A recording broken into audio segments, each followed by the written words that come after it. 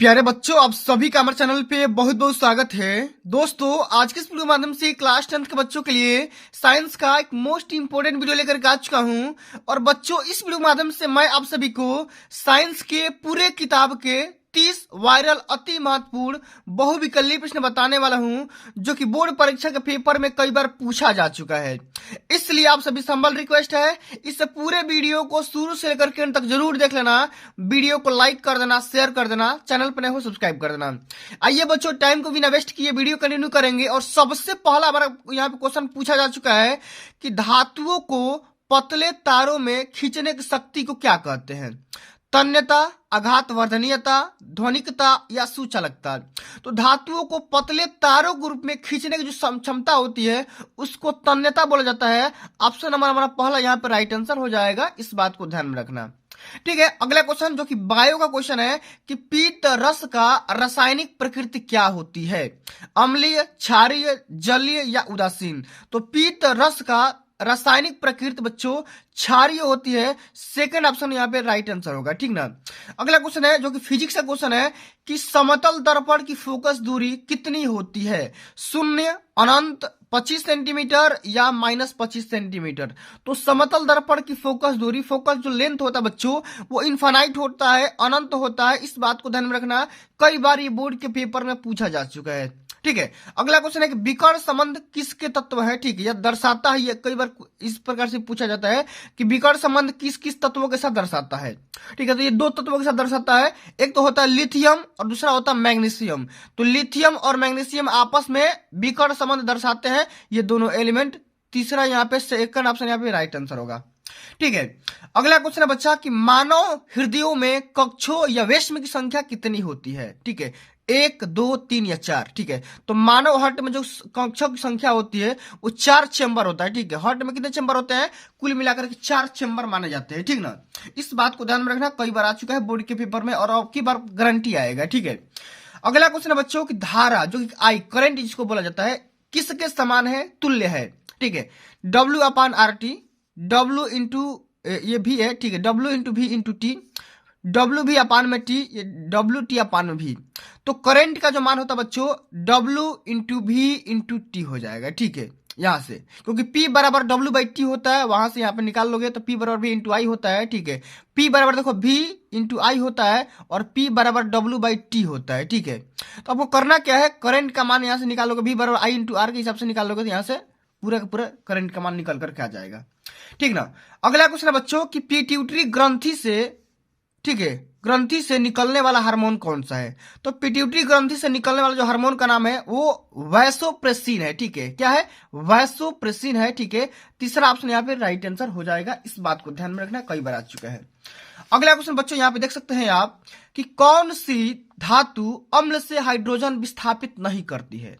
माने इसमें से कौन सा ऐसा एलिमेंट है, मेटल है, जो कि हाइड्रोजन से विस्थापित, माने अम्ल से हाइड्रोजन को विस्थापित नहीं करेगी, दूर नहीं हटाएगी? मैग्नीशियम, आयरन, ठीक है, कॉपर या जिंक। तो इसका राइट आंसर होगा जिंक। क्या है? सॉरी, यहाँ पे कॉपर हो जाएगा, तीसरा ऑप्शन यहाँ पे राइट आंसर होगा। ठीक ना। अगला क्वेश्चन है कि मानव यकृत में कितनी पालियां होती है? तो मानव यकृत में कुल मिलाकर के, ठीक है, 3 पालियां होती है, इस बात को ध्यान में रखना। चौथा ऑप्शन आपका यहाँ पर राइट आंसर होगा। अगला क्वेश्चन है बच्चा कि अवतल लेंस प्रदर्शित करता है अभिसारी, अपसारी या दोनों या कोणीय प्रकृति।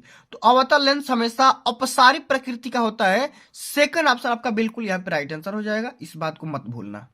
ठीक है, अगला क्वेश्चन है कि वायुयान के ईंधन में, ठीक है, कौन सा एथिल एल्कोहल, ये कौन सा लिक्विड प्रयोग किया जाता है? वायुयान में ईंधन के रूप में प्रयोग किया जाता है। क्या किया जाता है भैया? ईंधन के रूप में हम यहाँ पे एथिल एल्कोहल का इस्तेमाल करते हैं, कई बार हमने बता भी रखा है। तीसरा ऑप्शन आपका बिल्कुल यहाँ पे राइट आंसर हो जाएगा। ठीक ना। अगला क्वेश्चन है कि एल्कोहल का निर्माण कहाँ होता है या किसमें होता है, ये आपको बताना है। तो एल्कोहल का निर्माण हम किसमें करते हैं बच्चों? ये हम करते हैं किण्वन में। किसमें करते हैं? किण्वन में। सेकंड ऑप्शन यहाँ पे बिल्कुल करेक्ट आंसर हो जाएगा। ठीक ना।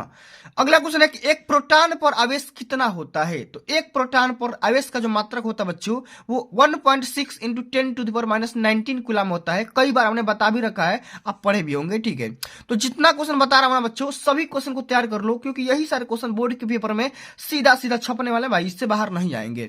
ठीक है, अब देखो अगला क्वेश्चन हमारा कि धमनी और सीरा तंत्रों को जोड़ने वाली महीन वाहिनियां कौन कौन सी है? तो उसका नाम है कोशिकाएं। ठीक है, क्या नाम है? कोशिकाएं है। ठीक है, चौथा ऑप्शन आपका राइट आंसर हो जाएगा। अगला क्वेश्चन बच्चा कि धावन सोडा का रासायनिक सूत्र क्या होता है? तो धावन सोडा का केमिकल फार्मूला बताना होगा। तो क्या है? Na2CO3.10H2O होता है। इस बात को ध्यान में रखना, कई बार आ चुका है। ठीक है, पहला ही ऑप्शन यहाँ पे सत्य हो जाएगा। ठीक है, Na2CO3.10H2O। ठीक ना। अब चलो अगला क्वेश्चन बच्चा कि कृमि रूप परिशेषिका किसका भाग होता है? छोटी आंत, अग्न्याशय या बड़ी आंत या ग्रास नली? ठीक है, तो देखो यहाँ पे कृमि रूप जो परिशेषिका होती है वो बड़ी आंत का भाग होता है, बड़ी आंत का अंग होता है। इस बात को ध्यान में रखना। ठीक है, अगला क्वेश्चन बच्चा कि प्रकाश की प्रकीर्णन की घटना किस रंग में अधिकतम होती है? ठीक है, माने जो प्रकाश का जो प्रकीर्णन होता है माने किस रंग में सबसे ज्यादा देखने को मिलता है? बैगनी, लाल, पीला या नीला? तो ये देखो बच्चों, ये बैगनी रंग में सबसे ज्यादा देखने को मिल जाएगा, क्योंकि प्रकाश का जो प्रकीर्णन होता है बैगनी रंग में सबसे ज्यादा होता है। ठीक है, अगला क्वेश्चन है कि निम्न में से एल्डिहाइड है, माने निम्नलिखित में से कौन एल्डिहाइड है ये आपको बताना है। मेथेनॉल, मेथेनॉल, एथेनॉल या एथेन? तो एल्डिहाइड यहाँ पे क्या हो जाएगा? मेथेनॉल हो जाएगा। क्या हो जाएगा? मेथेनॉल हो जाएगा। ऑप्शन नंबर यहाँ पे सेकंड बिल्कुल राइट आंसर होगा। ठीक ना। अगला क्वेश्चन है कि मनुष्य के शरीर में फेफड़ों की संख्या कितनी होती है? तो मनुष्य के शरीर में फेफड़ों की संख्या बताओ, 1, 2, 4 या अनेक? तो मनुष्य के हार्ट जो शरीर होता है उस शरीर में जो फेफड़ा होता है, ठीक ठीक ना, उसकी संख्या यहाँ पे 2 होती है। कितनी होती है? 2 होती है।